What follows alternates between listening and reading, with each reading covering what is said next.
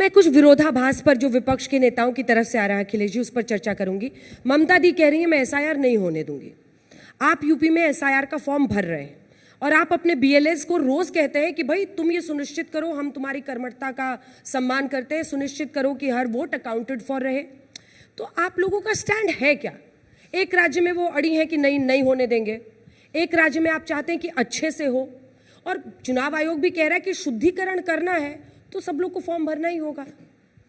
खड़े कहाँ हैं आप लोग? इलेक्शन कमीशन को पहले भी बहुत सारी शिकायतें की गई।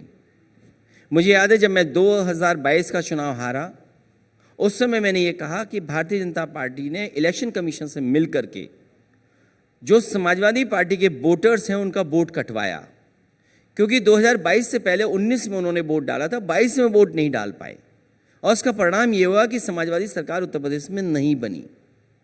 और जब सरकार नहीं बनी तो ये जब मैंने आरोप लगाया तो इलेक्शन कमीशन ने मुझे नोटिस दिया कि आप किस आधार पर ये बात कह रहे हैं।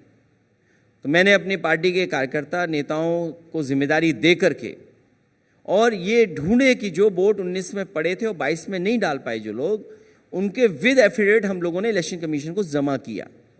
उसमें हजारों ऐसे लोग थे। 18,000 आपने भेजा था? हाँ, हजारों थे, 18,000 तो पूरी लिस्ट दी। एफिडेविट के लोग कम दिए मैंने, लेकिन एफिडेविट के साथ दिया मैंने, उस पर किसी पे भी कार्रवाई नहीं की।